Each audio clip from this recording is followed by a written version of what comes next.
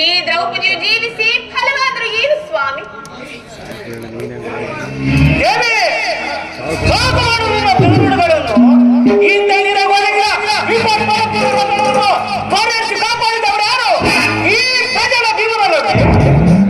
ಹೌದು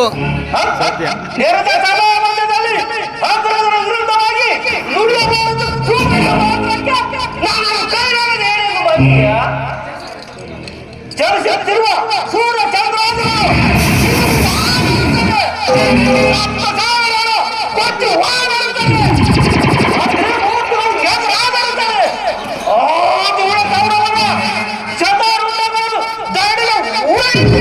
ನನ್ನ ಪ್ರತಿಜ್ಞೆಯನ್ನು ನೆರವೇರಿಸಿಕೊಂಡು ಬರೆದಿದ್ದಾರೆ.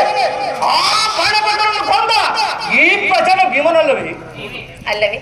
ಹೌದು ಪುರುಷರಿಗೆಲ್ಲ ವೀರ ಶಿಖಾಮಣಿಗಳು ತಾವೇ ಅಲ್ಲವೇ ಪ್ರಾಣೇಶ್ವರ? ಹೌದು ದೇವಿ. ನಿಲ್ಲಿಸಿ ಅವರಿಗೆ ಮಾತುಗಳನ್ನು ಎಂದು ನಾನು ಆ ದುರ್ಮನೋದರಾದ ದುರ್ಯೋಧನನ ರಾಜಕ್ರೀಟವನ್ನು ಈ ನನ್ನ ಎಡಗಳಿಂದ ಒಟ್ಟು ಪುಡಿಬೇಡಿ ಅಂದು ಆ ದುರ್ಯೋಧನನ ತೊಳೆಯನ್ನು ನುಚ್ಚು ಮಾಡುವನ ಅಂದು ನನ್ನನ್ನು ಹೊರಮೆಂದಿ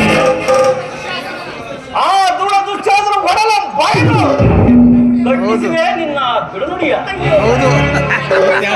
ಅಲ್ಲಿಯವರೆಗೂ ಈ ನಿನ್ನ ಮಾತುಗಳು ಅವಶ್ಯಕ.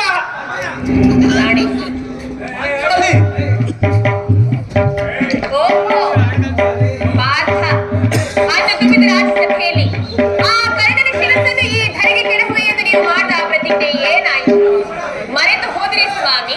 ಪಾಂಚಾಲಿ, ಅಗ್ರಜನ ಧರ್ಮಪಾಶಕ್ಕೆ ಬದ್ಧನಾಗಿ ಮಂತ್ರಮುಗ್ಧವಾದ ಸಿಂಹದಂತೆ ಕ್ಷಣಕಾಲ ಮೌನ ವಹಿಸಿದ ಮಾತ್ರಕ್ಕೆ ನನ್ನನ್ನು ಕೈಲಾಗದ ಏಡಿ ಎಂದು ಭಾವಿಸಿದೆಯಾ? ಕಾಂಡನವನವನ್ನು ಧರಿಸಿ ಕಾಲರೇಖ ನಿವಾತಕರನ್ನು ವರ್ಧಿಸಿ ಅರನ ಮೆಚ್ಚಿಸಿ ಪಾಶುಪಥವನ್ನು ಜಯಿಸಿ ಪಾಂಡವರ ಯಶೋದುಂದುವಿಯವೆನ್ನು ದೇವಲೋಕದಲ್ಲಿ ಬೆಳಗಿದ ಈ ಗಾಂಡೀವಿಯ ಪರಾಕ್ರಮದೆದುರು ನಿನ್ನ ನಿಂದನೆ ನುಡಿಯ ಕೇಳು. ಮುಂದೆ ನಡೆಯುವ ಕುರುಕ್ಷೇತ್ರ ಮಹಾದಲ್ಲಿ ಈ ನನ್ನ ಗಾಂಡೀವದಿಂದ ತರಂಗವಾಗಿ ಸಿಡಿದಂತೆ ಕೌರವರ ಗುಂಡಿಗೆಯನ್ನು ಸೀಳುವವು.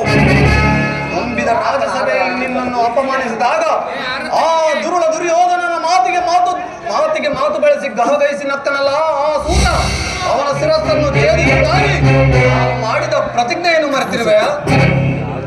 ಮರೆತಿಲ್ಲ ಸ್ವಾಮಿ.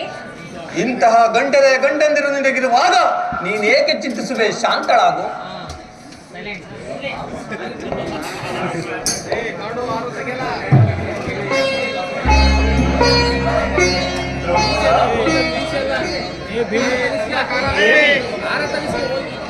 ಏಕೆ ದುಃಖಿಸುತ್ತಿರುವೆ?